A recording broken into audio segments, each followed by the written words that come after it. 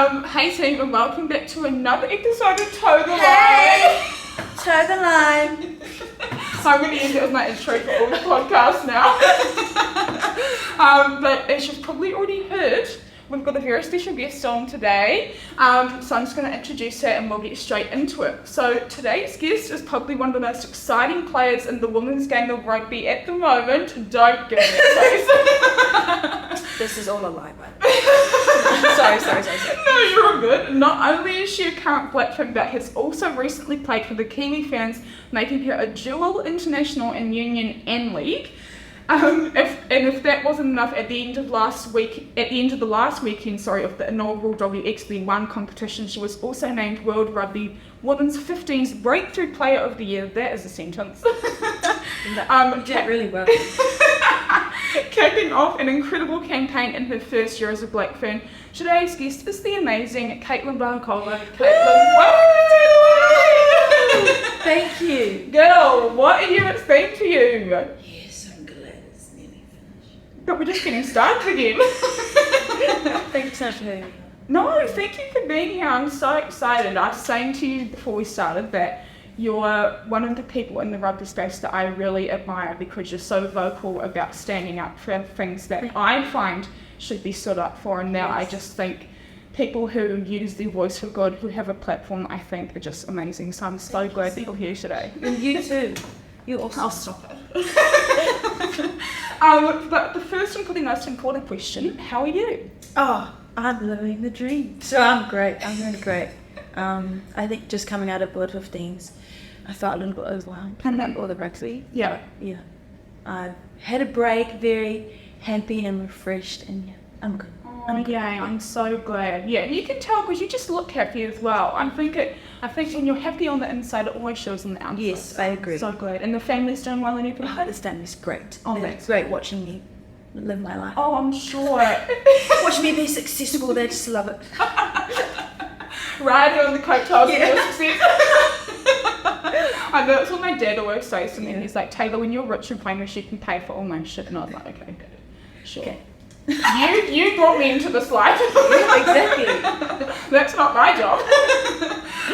But I kind of just want to get started with getting to know you a bit more. The listeners getting to know you. Can you talk us through like your early childhood years, family life? What was it like growing up? What kind of was your schooling life like? All of that sort of stuff. But before rugby and all your amazing sporting success. So, I grew up in a church, and I was very, I don't think religious is the right word, but I was a very spiritual kid. Yeah. And rugby wasn't a part of it, wasn't a big part of my family. My brother dabbled a little bit in rugby, but it wasn't, the contact sport wasn't big, so I actually played netball. Oh, you did? Yeah, but I think I was just too aggressive, so I had to find another outlet. Yeah. And it ended up being rugby, but yeah, I grew up in the church. I went to multiple schools because I was a very problematic. I was a bit of shit. I don't know if you can include that, but I was such a rebellious kid.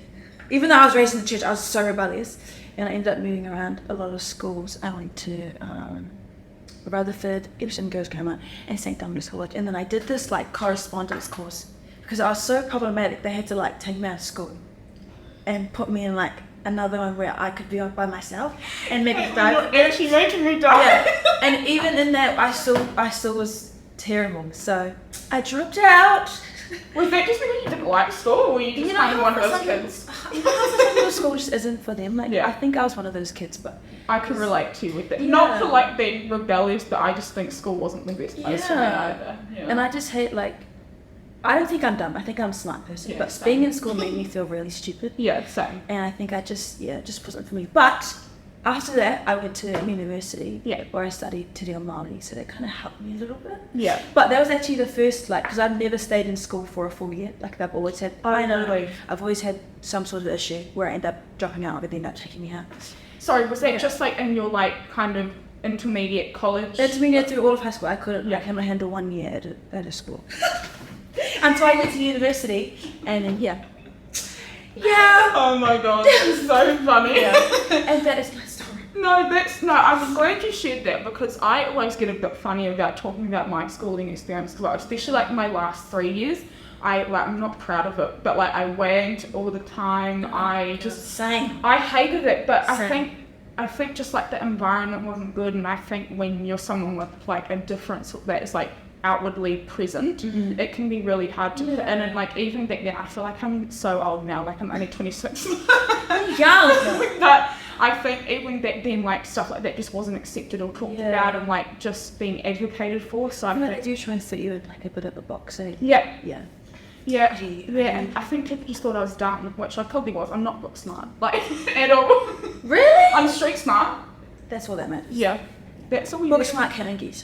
Yeah, so true. If you don't get a street smart thing, girl, you're gonna have some issues. Yeah. No, that's super interesting. So you say you didn't like school at all then? Did you play rugby in school? No. Oh, I think I played one game, but yeah, I didn't. Like I didn't play any kind of contact sport thinking that it was going to be my career. Yeah. You just did it to. I think I just did it to hang out with my friends. Yeah, which is what we always do. Yeah, for sure. And then, so after school you went to uni and started to there, no? Yeah, so I went to Escote Wānanga Takiura, and it's like, there's this course called Rimakirea where if you're not fluent in Māori, you basically spend a whole year just learning the language. And yeah, I would just mind that. it was just changed my life. It was everything I wanted it to be. Yeah. It like, Māori is such a like poetic and spiritual language and culture. And I think it just changed my perspective on everything. And like actually made me enjoy being in a school environment. School. Like a learning But I could still be myself. Yeah, for sure. Yeah, no, that's so cool. Yeah. And so you're not studying now, you're just doing full-time rugby then? Yes, but I've just applied for this, I don't know if it's like a course or like, but it's kind of leveling up in my understanding of like Māori culture and Cool. that's a Aotearoa. But yeah, just until it's Yeah, did you find, I'm always curious about this, did you find that when you started studying Te Reo that it made you more in tune with who you are on like a spiritual level? Yeah, I think it just made me like... Because I just think the culture is so spiritual, It and is. I used to get so embarrassed when I'd like cry listening to like Māori songs or Why? like I was at Pōwhiri or anything. I don't know, I don't like crying. girl! But it's just like, I was so young as well, but I think because I didn't obviously know it at the time, but because I was like so young and I think I'd already been through like so much in my life, like so much trauma and like pain, I think I just like connected to things as like a young kid, and like people was like, why is that little kid bawling her eyes out in the middle of this flooded eye? And I'll just be like walking around like I'm actually fine, I just don't know why I'm crying. But no, I always find it so interesting because I've just found that the more I like delve into the culture, the more like in tune I am with. I think it really like settled my spirit, mainly my anxiety. Because I really struggle with anxiety, but if I'm around my Māori culture, or if I'm around anything, I'm a bit Polynesian. I think it just really settles my spirit. So being in like going to uni and being around Māori every day, just gave me a sense of peace. So yeah, that's why it changed.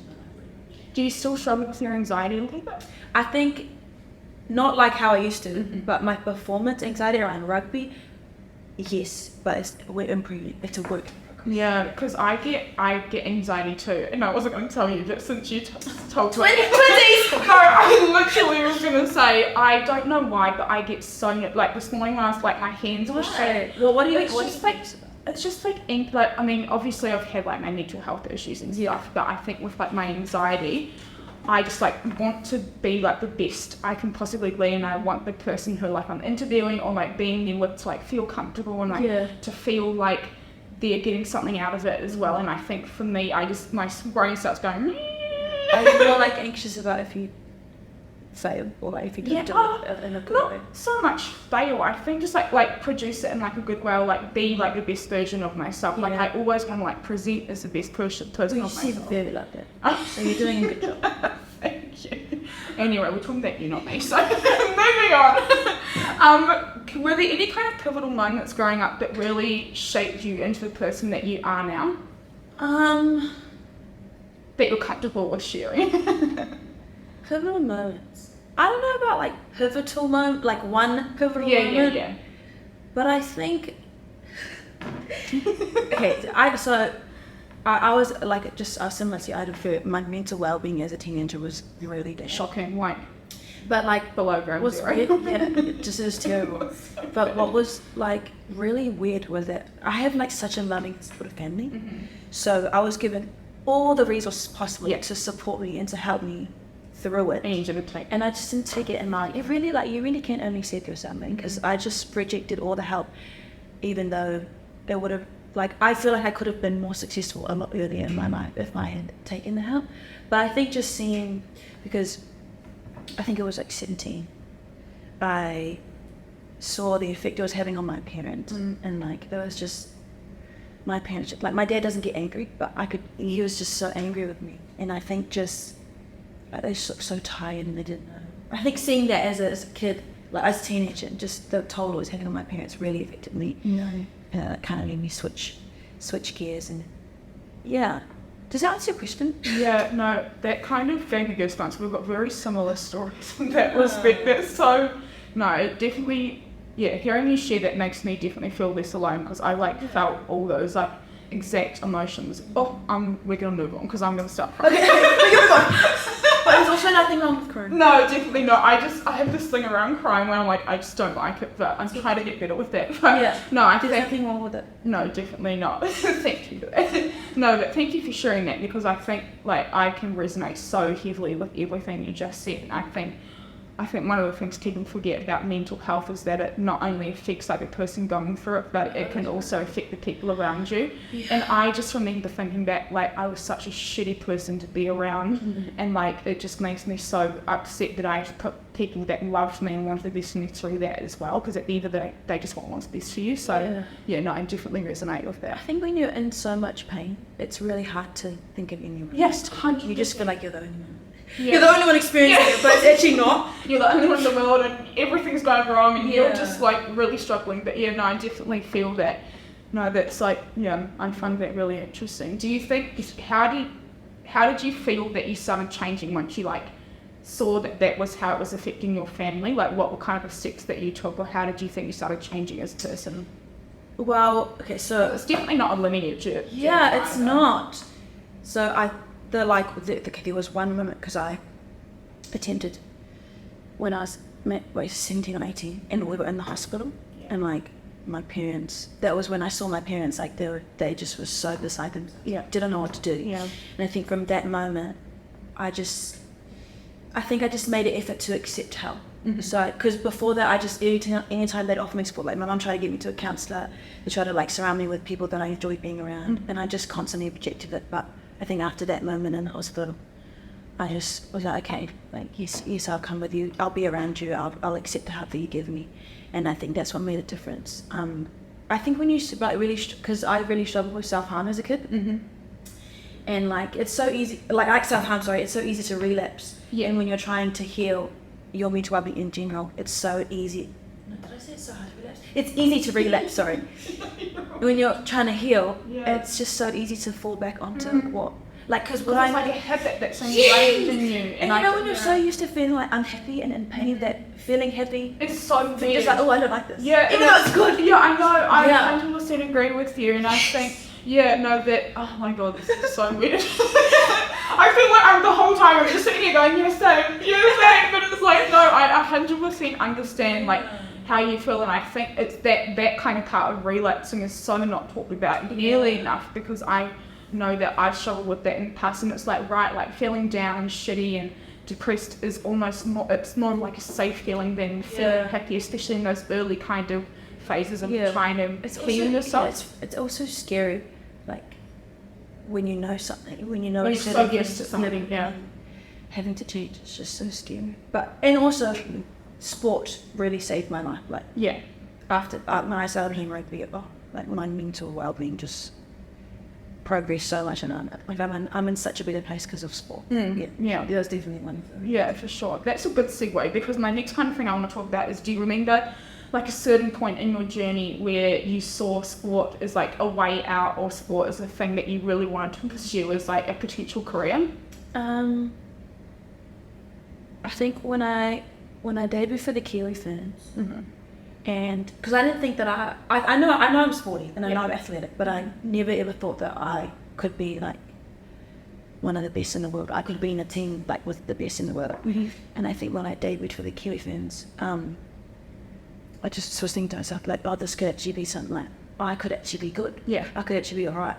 And I think being surrounded by people who told me that and who really encouraged me and said, like, you actually have the potential to be really great, is when I guess made the decision. Yeah, I wanted to have this as a career.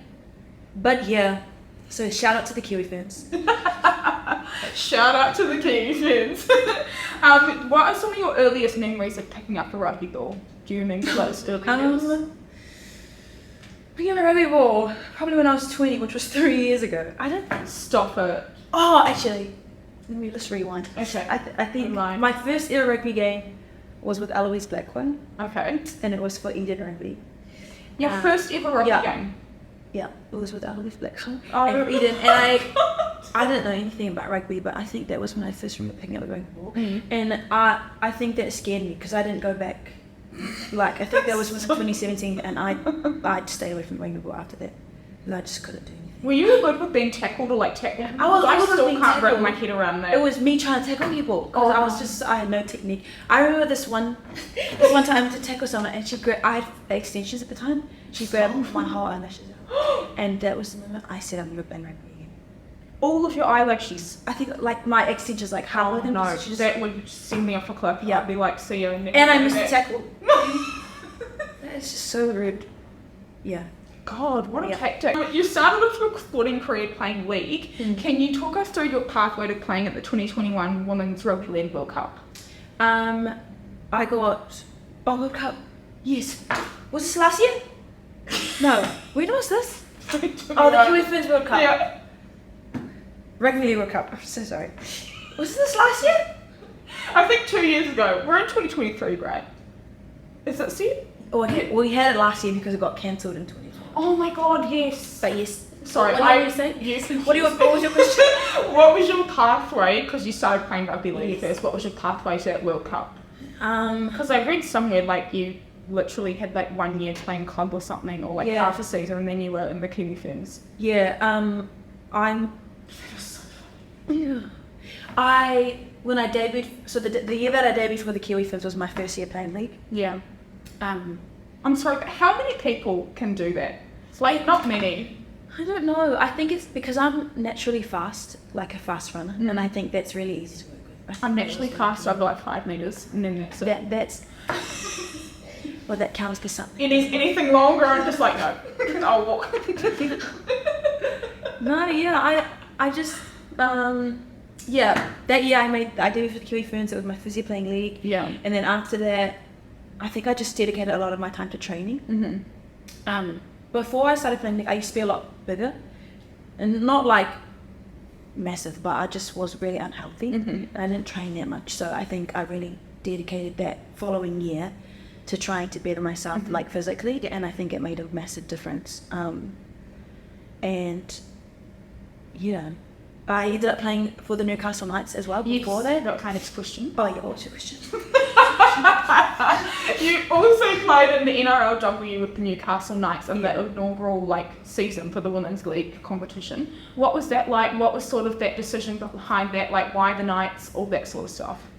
Man, Aussie's so far in, like with their rugby league, their resources, the way they support the women's game is just so much, like so far ahead to New Zealand. We don't even have like a really league here for or like if we do, all the girls go over to Australia. Yeah. So it's just like it's just not good enough for New Zealand. Anyways, and that was such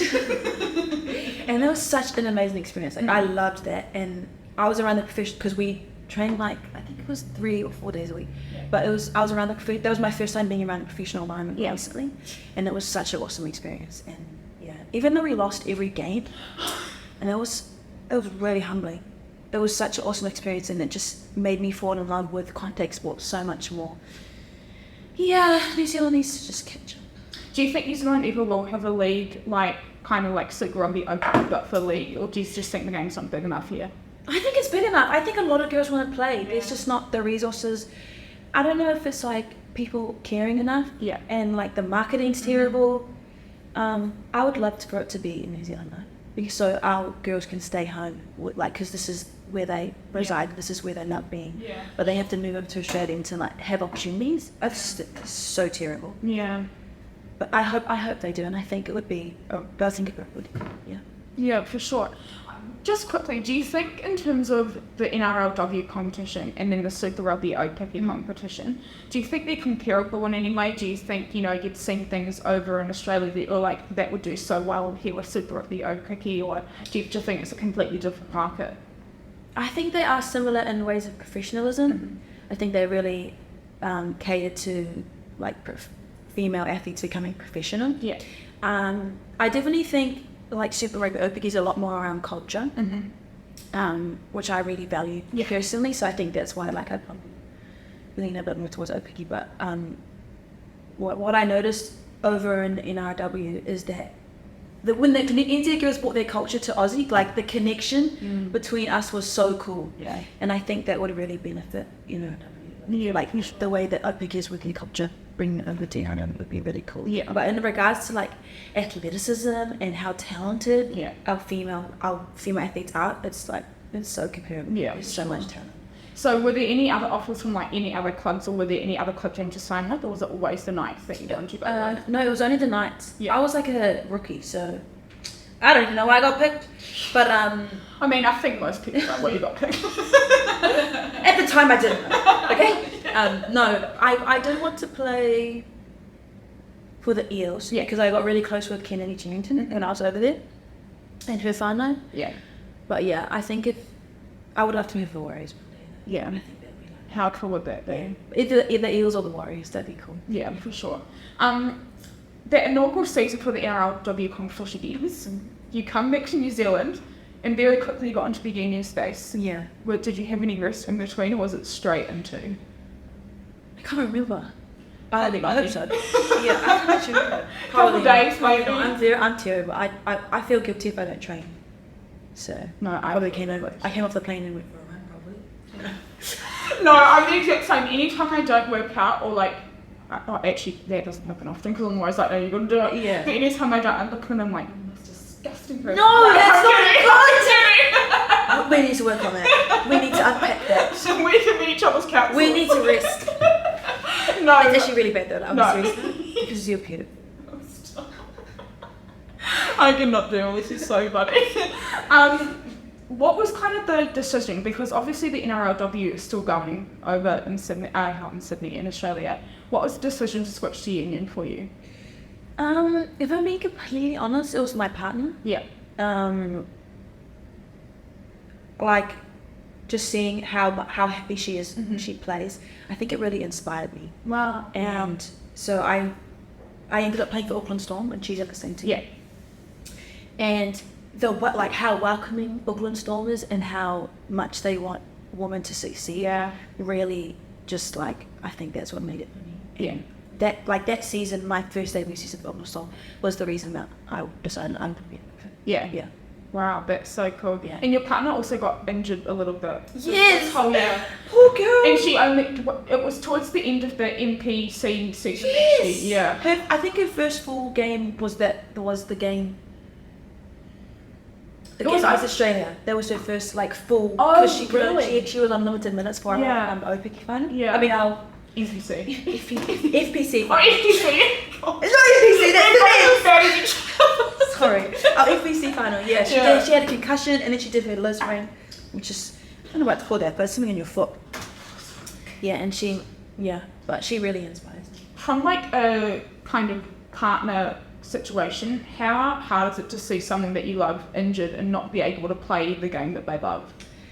I think, because I can imagine it would be so frustrating. She's the kind of person who's really good at putting up the front and being able to come across stuff, but I think seeing the mental toll it took on her, she just really started not losing the love for the game, but just struggling to stay passionate. Remembering the why. Yeah, remembering the why. I guess and continuing to enjoy the game became a little bit hard for her. Yeah.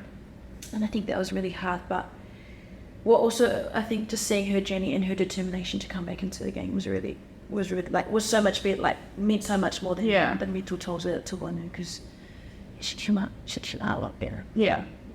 I'm so proud of her. Oh, that makes me so happy. Do you need a minute? Yes. So in November of last year, it was announced that you had signed with the Blues for the Super Rugby Open competition. It's my team. What was that like? What was that like kind of opportunity like, knowing that you were going to play Super Rugby Open? What were your emotions? What were your family thinking? Like, what was kind of like the whole thing around that? I think because Open Storm has like most of the Blues girls, I think when you go into like Open, you're like, oh, this is like this is the big league. I'm a little bit nervous. Yeah. I think having all of those girls around me before that really made the transition a lot easier, because I was nervous, but I felt like I was going to be okay. Yes, I had such good support around me. What was the other question? What was your family's reactions around that? Because I'm sure they would have been super proud. Yeah, my brother Jordan, he's like a diehard Blues fan. Yeah, so he was. I'd say. I think it was the jokes. No, but yeah, they were so proud of me, and I think that they just love seeing me do what makes me happy. It's not really about getting selected, or it's not really about having a massive achievement. It's just about me doing what makes me happy. Yeah, like that's what makes them the proudest. So yeah, they're proud. Oh, that's so cool.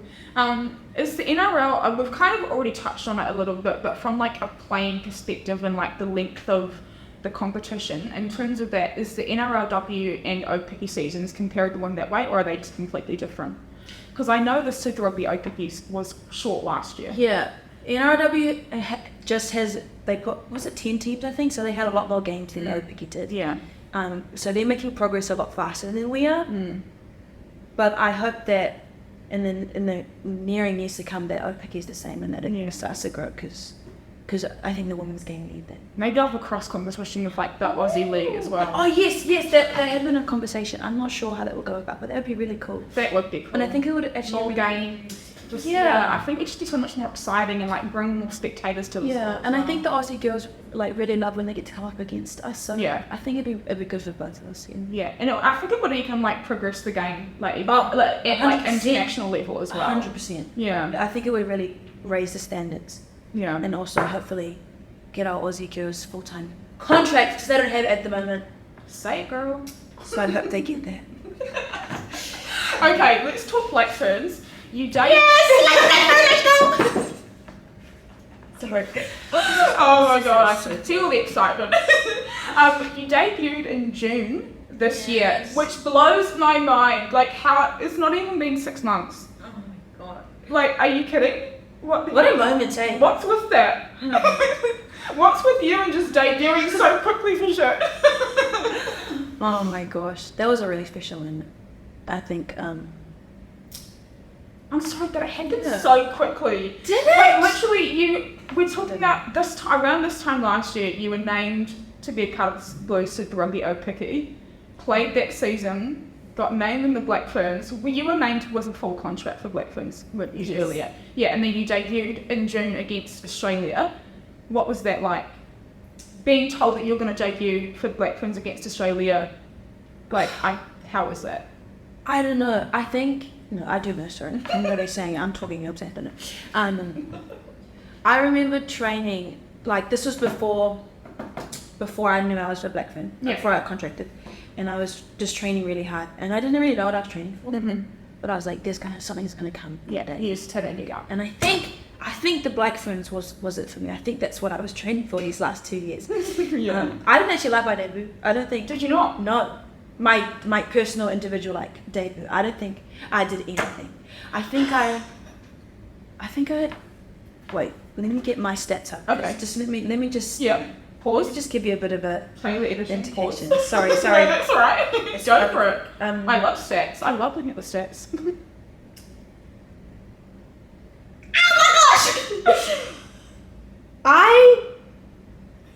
my gosh! Let's just say I didn't do anything. My stats, I didn't do anything. Stop. Sorry. So I wasn't. Oh my god, your phone case. I love that. Next to me. Carrying on.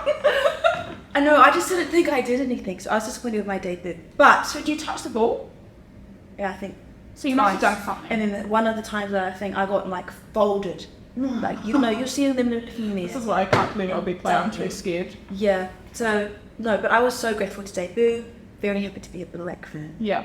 So did you have any family over there? Yes, my brother surprised me. Oh, really? And my dad came over. What was that like, seeing them in the stands like afterwards? I probably cried. Such a cry. Yeah, I think when I had like just the relief seeing my dad, because my dad's my biggest supporter. Yeah. I think, and then hugging him, just the relief that I felt like I finally did this. Thank you. Yeah. Yeah, so I think that was that's... just relief and a lot of gratitude for all the support that I've had. Yeah, and so you didn't know they were coming over at all? I knew my dad was coming, but I didn't know my brother was coming. Oh, really? So that was special. Oh, how cool. He's got such a busy schedule.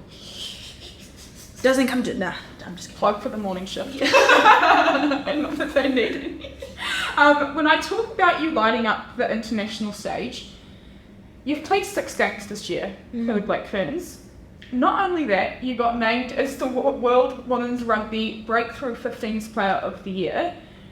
Like 6 games is just crazy for that to be the outcome. Can you talk us through kind of what you think maybe has equated to you and being able to achieve that? Because I think I already know the answer, but I want to hear it come out of your mouth. Man, I don't actually know, because when I got that, I was really shocked when I got that award, because I think I'm really mean to myself, because I was telling myself that whole year, like, I didn't have a good season, like, but, or just always trying to, you think you should be further along than you should be like achieving more. Yes, that's really how I felt. Yeah. But, that's the like, there's one thing about me, like, I'm so desperate to, like, I'm so desperate to get better. Yeah. And I'm so hungry to improve, and, like, I want to be the best. I'm so competitive, I want to be better than everyone, like, in my position. I just really hunger for that, and I think my progress from Blues to FPC to World 15s, like, I didn't realize it, but it was actually quite big, and I feel like I really improved, and I think maybe that's what helped me get there. But like, the support around me, my desperation to like improve and be better. Yeah. Kind of sitting in this moment right now and like taking a look back on this whole year from this time last year in November to being named in the Blues all the way through OTB season and then your debut international season. Are you able to like to sit in this moment and feel like proud of yourself? Yes, now I am. Okay, that's it. I think I just need to like relax and just let myself. I mean, we should do like some meditation together or something, just like really chill out, because like you and I both, man. Yeah, no, I am proud of myself, and I'm happy that I hope young people like look at that and think about it's possible for me to. Yeah, it really is. Yeah, and you've talked a lot about like your family support and like the support of like the girls in your team as well. How important is having that support? Like, how much does that mean to you? That I don't think I'd be here without them. Like, and the girls don't even know that. Like, they've just made such a massive, especially my own girls from Auckland Hub. Like, just being around people who want to be better as well just makes you a man. And inspires you. Yeah, and it's just so encouraging. And I think it's so important to credit your successes to to this around you. It's really, really helped me. Yeah. Oh, I love that. Okay, I want to talk a little bit, not too much about political stuff, but I know that you're very local about it. Don't get me started. I want to talk about the women's game of rugby as it currently stands. Obviously, we just had the WXC tournaments that like the inaugural ones and everything, and Super Rugby Opiki is getting an extension this next year. I keep thinking in 2024 already. That's so bad. Really? Christmas hasn't even happened. But yeah, it's kind of looking at the women's game of rugby as it currently stands. Are you like satisfied and happy with where it's at? No, I'm not. What do you think? No, I'm not happy with it. But I know that they're progressing, and I've been around people who are trying to improve the game stuff. So I know there's care there. Yeah. But I think we need to spend it. Yeah. So I'm not happy with it. Yeah. But shout out to them trying. Okay. Because we're getting extra games, so I'm grateful for that. Yeah. But I think the pay needs to be better. I think that there needs to be more games. There needs to be more teams. But I know it's a process, and I totally understand that. Yeah, for sure. But yeah, I don't know if I'm biased because I'm around it, but like, yeah. No. I definitely agree with you. And I think you're not. You're not. I think you'd find most people would agree with that. And I think it's not just in rugby. I think it's in women's sport in general at the moment. Like, there's definitely, you just like look at the FIFA Women's World Cup. Like, look how many people came and packed out Eden Park when the New Zealand girls were playing and everything. Yeah, that was cool. It was so cool. I think there's definitely like women's game is definitely on the up and up, but there's still like a long way to go. Yes, and the marketing. Yeah. Like the promotion of the game needs to improve. Girl, I'll do it. Thank you. Thank you. You're so welcome. Yeah, we definitely touched on that a little bit with the OPIC, like payment increases. I read somewhere that there are being like payment which is good. There has been. Yeah. But it needs to be better. Well, I saw somewhere like the minimum was like 17 grand for a season, and I saw that on like. Yeah, there's still not good enough in my opinion. But that's better. Yeah, it is. But it's for non-contracted. So it's if you're on a full-time contract. Yeah. Like then you get like the normal but. Do you think it's hard for the girls who are really wanting to make it into a professional league, but still have to go and work like full-time jobs? Yeah, I can't imagine how they must feel. Like I have a lot of my mates who are in the Blues and who work from nights or who work as well. Mm-hmm. Just like that tiring. Yes. I don't think people understand like how it's so time is like train every single day hard way, and then there's like one day of recovery and then it's back to it. Yes, and they work so hard because they still have to pay their bills, they still have to provide for their family. And a lot of them have like kids as well, and like families to support as well. Yes, I feel really like I either like, because I'm contracted, I have the luxury of just training and I don't have to worry about going to like other work, but they have to. Yeah, I can't imagine how that must feel. Yeah. So taxing, but they make it look so easy. I know.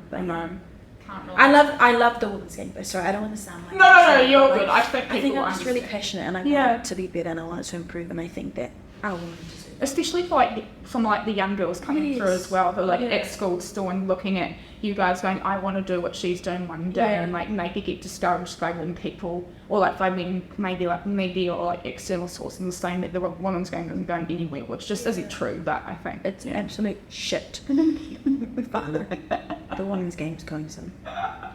If Katelyn has anything to do with it, it will. How are you feeling after such a successful 2023 season? Like, what are your just kind of final thoughts around the 2023 season? I think it's just the beginning. Yeah. And so white. Yeah, I'm so excited to be better and to learn and to represent everything that I'm about. Yeah. And I hope that. Yeah, I hope that it continues to make me happy. I don't know. Yeah, for sure. I'm just very grateful. Yeah, for sure. You're still super young, and like in terms of your professional career, it's been such a short span of time, and I'm sure we've got to see many more years of you playing professional rugby or whatever you choose to do. But could you pinpoint sort of one sort of thing that you're most proud of so far in your career? I know it's a hard one. Every time I ask people, they're like, I'm going to be here for like an hour and trying to think. But just one thing that you would say you're most proud of. I'm most proud of whenever I do the haka. Yeah. Like whether it was curfews or black ferns. That's my most proudest moment, because that's, I think all my strength lies in where I come from, and I'm a very proud Polynesian woman. So being able to do the haka is my proudest moment. Because it represents me, it represents my whānau, represents our people, it represents this country. Yeah, that's my country. I love that. Yeah. That's so cool. Thanks, dear. What's next for KV? What is next for me? Oh, so much. I have no idea. I'm going on break in 2 weeks, so I'm just going to chill at home. Oh, do you mean like my career? Ask anything. Hopefully you've got the mic and the stage. Hoping that Blues win OPIC. Yeah. And take back what's out. What should be out? And I really am working towards getting contracted again. Okay. For the Black Ferns, I would love that. Yeah. And probably just maybe growing my content a little bit more. Yeah. Like I kind of do. In terms of social media. Yeah. Maybe like what would you money? Yeah. Yeah. What would you like want to do with your like platforms? I want to do my own segment. Yeah. Like my brother came up with this idea where like I go with people and get matching tattoos with them. I would. Do you know what I was just about to say? I was like, if the Blues win silver of the OPIC, I will get a Stitch tattoo somewhere on my body. It's quoted. Okay. I just was still thinking that's so Colby. What the heck? Okay. I'm holding. Yeah. I have to wait now. I'm gonna clip this and put it on social media so everyone knows I've said it. It'll be my first tattoo as well. I've been wanting to get one for ages, but I just can't think what. That's first tattoo. Yeah. I'm so proud of you already. Okay. So, good incentive to win. Yes. Sorry. Segment, yeah. Or like just someone, because I really love people and I really love like hearing people's stories. Yeah. And even like promoting other people's stories. Yeah. So something around that. I don't know. Podcast or maybe just like social content? I think it's my brother has a podcast. I'm just like, oh, what a copy, eh? Girl, there's room for everyone. Yeah, I think there's room for me somewhere else. I don't know, but I'd love to try something and yeah. Even like doing some stuff like in between trainings and stuff with the girls, just so like people get to see their Yeah, a bit of like personality. vloggy la-las, eh? Yeah, because I know like with the stuff that I did, especially about I was gonna go past that, but you started laughing. I think we should end this right now. But I know like with the content that I was doing earlier in there and stuff that I want to do, like people really loved it. Like people, like fans began love to see like personalities, because like mainstream media is so boring. I'm like, oh blah blah blah. So formal, eh? I know. I'm like, girl, I didn't watch that. Yes, behind the mainstream scenes. media. I like those ones like where they put the questions up before training and we walk out and Yeah. done. So I like, You should just do that. Take your tripod and fly along. It's your team now. yep, you're right. I'm a media manager. Okay, we're nearly done, but I did put some question box out. Oh, Fans on yes, IG. that's right. Okay. So many people, Caitlin, sent in questions. I was like, I can't sit here and ask her. She's already here for like another hour, and I'm like, I know. But We got time. We do. So I've got a couple here. Okay. What is the biggest difference between union and league? Union, you can run around like on my position. Sorry. Mm-hmm. In league, I just run it straight at people. In union, you have a lot more space to run. Yeah. Personally to me. Yeah. Yeah. Easy. When and how did your stitch and session start?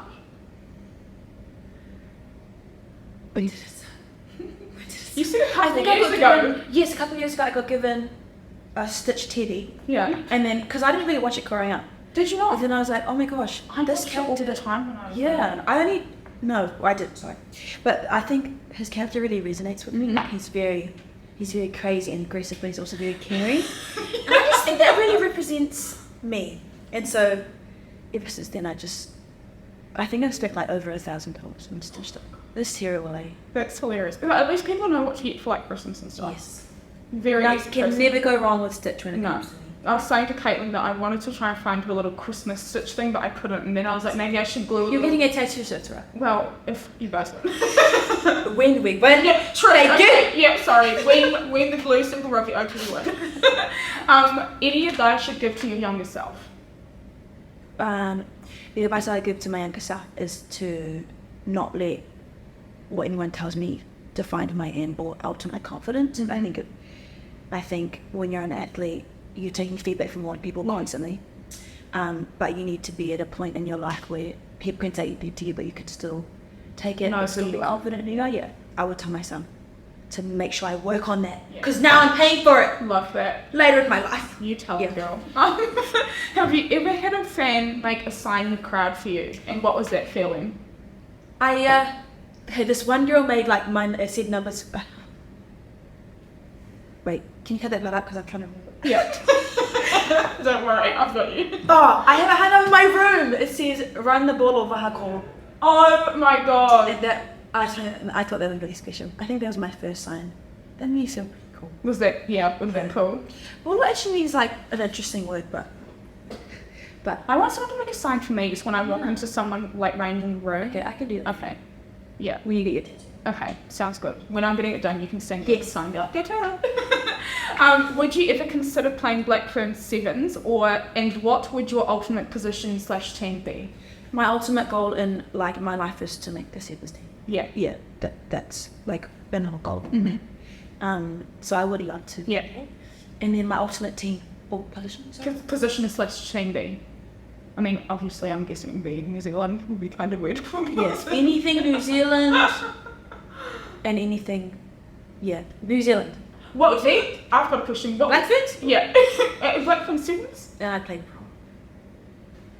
I honestly like want to play prop one day. Like I just, My dad tells me to be a good prop, and I'm like, thank you so much. I just feel so aggressive and like, no, I just want to get in there. When I was playing FEC, I used to go in the middle It Oh my and then they God. score on my wing because I was like, wanting to get in the middle. See, you need to not do that next season so I can get my tattoo. Yes, I'll make sure. Is there any other like random sport that you would just randomly play for fun? Right. Like frisbee golf or Oh. anything like that? Oh, I really want to try frisbee golf. yeah. Like, I'm so uncoordinated. Have you tried it though? No. You might be very good at it. True. I mean, I probably will be. I'm kidding. What if you're the best in the world and you don't even know? What if you are? Think about it like that. That's called confidence. Actually, that's true. I don't know. Or like canoeing or like water Oh, sports. that. What's that one where you do the brush on the ice? Oh my god! I Yes, wish I what did. is that called? Not ice hockey. It's not ice hockey. It's You know what I'm talking about, Amy. Yeah, it's not hockey either. I'm not sure. That's like a bar game. I'm pretty sure. No, what is that called? Okay, I'm gonna research it and put it on the screen. That or ice skating. Yeah. Like Or like being thrown up in the air and being caught. That's like my dream. Although I hate being cheerleading. no like on the ice. Oh yes. Like ice skate dancing or whatever it's called. Yeah, that'd be fun. Oh, this is a hard one, so sorry I'm gonna put on the spot. What do you love more, rugby or Stitch? That is just rude. Oh my gosh. Who asked that? I'm gonna block them. No. I do have the name. No, I'm just kidding. Probably rugby. Okay. Stitch and very close second lines. Who's the fastest black fern and where do you stack up? I'd say you'd be one of the fastest. I'm the fastest over 5 meters, just putting that out there. It's just in sevens and 15. So it's Michaela Blythe. Oh my god, yeah. She's crazy quick. Ugh, Anytime she gets the ball, I'm just like, go run. Yeah. Free. she's so quick. I'm not sure where I stack up, but I think You're pretty close. Yeah. Yeah. And then last one, any fading moments from your career so far? A moment. Playing my first game with my partner, that was really special. Oh, how cool. And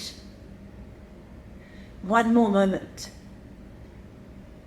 When I went out Australia game, I like fended off a few people, and That was cool. But that felt really. I felt like I'm something with it, and I'll never forget it.